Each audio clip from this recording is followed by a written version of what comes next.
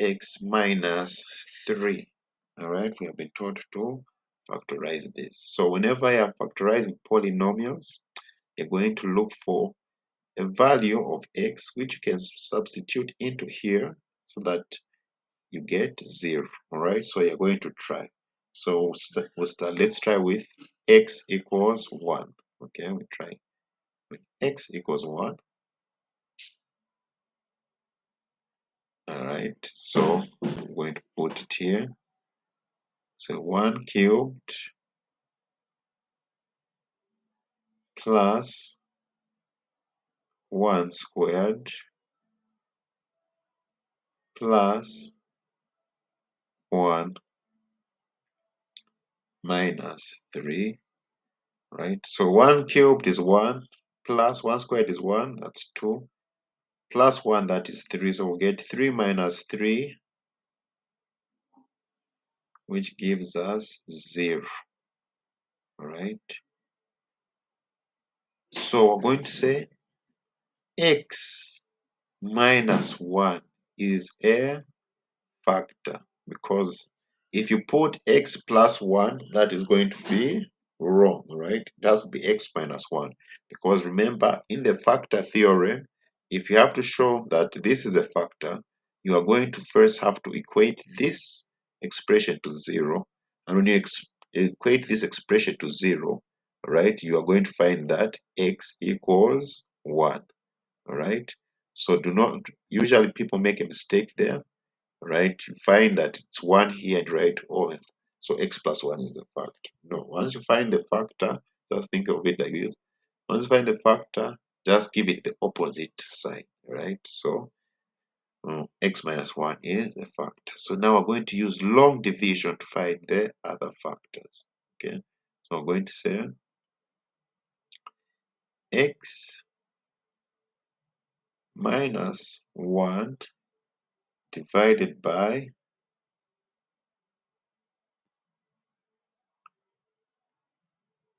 x cubed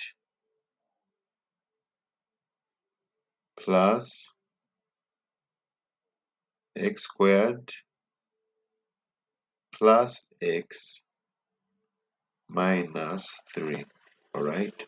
So as always, remember, you first step is you divide, all right? Then you multiply, then subtract, right? Divide, multiply, and subtract. So we're going to divide x squared, x cubed, right? We're always going to divide the leading term, okay, in the expression. Always the leading term. So it's x cubed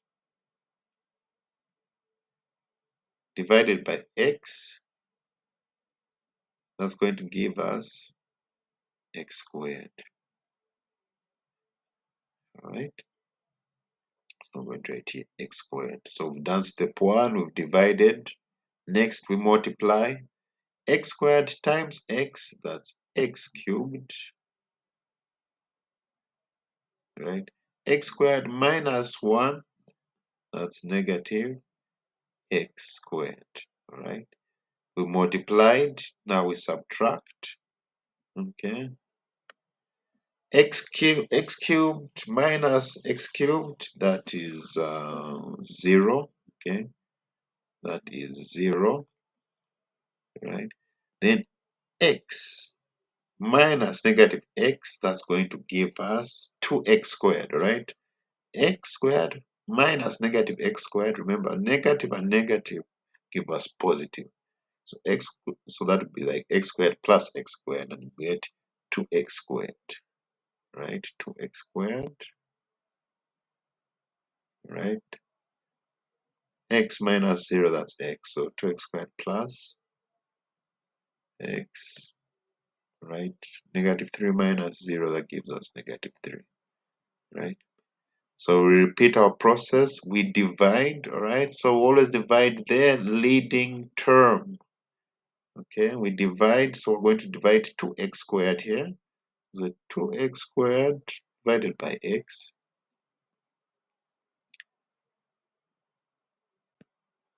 is going to give us 2x. right? That's going to give us 2x, right? So what we're going to do is we're going to put here plus 2x. So 2x times x, that gives us 2x squared. 2x minus 1, yeah, that gives us minus 2x. Okay, so 2x squared minus 2x. So we've multiplied, right? Now we're going to subtract. 2x squared minus 2x squared, now to give us 0. X minus negative 2x, that's going to give us positive 3x, all right? Because remember, negative and negative make positive, all right? Negative and negative make positive, right? Then negative 3 minus 0, get 3 here, right? We repeat the process. We divide, okay, divide. Our leading variable is 3x, so we say 3x divided by x. That's going to give us 3, right? So we say plus 3, right? 3 times x, that's 3x.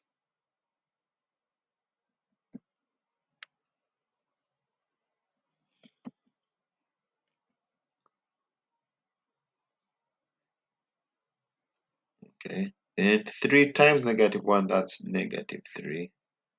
And we multiply, now we subtract. 3x minus 3x, that's 0.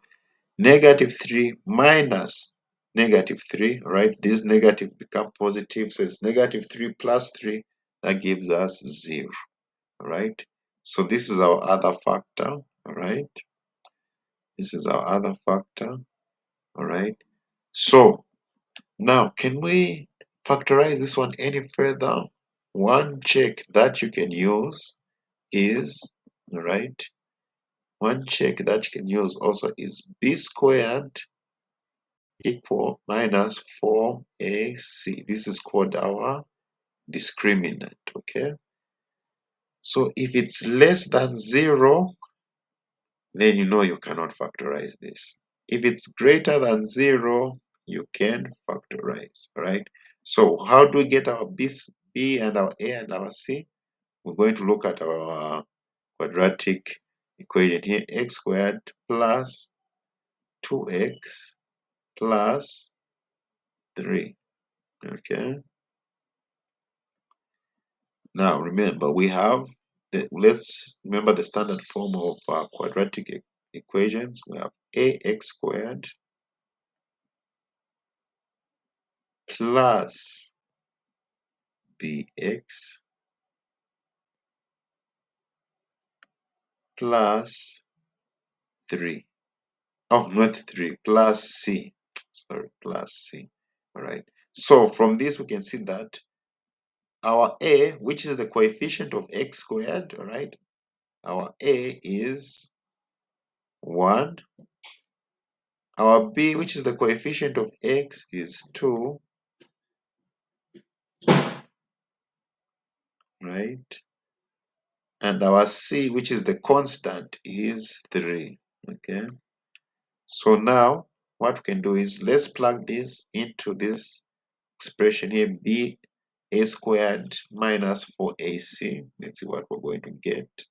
So our b is 2, so we're going to say 2 squared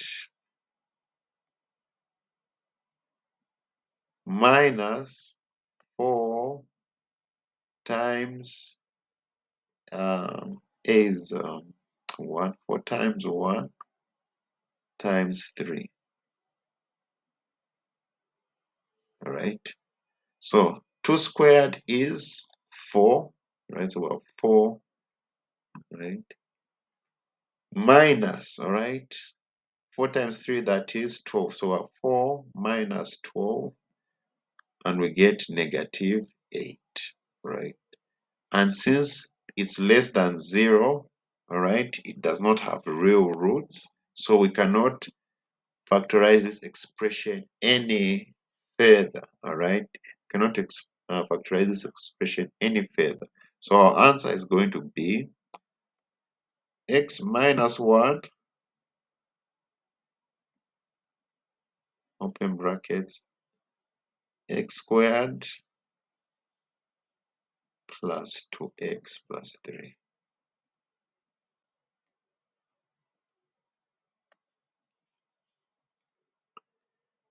Right? The other way is you can just try to factorize this, and you will notice that when you get your a times c, right? A times c, that is 3, all right? Then we have to look for two numbers that if you add them, they will give you 3. Two numbers that when you multiply them, they give you 3. And when you add them, you're going to get 2, all right?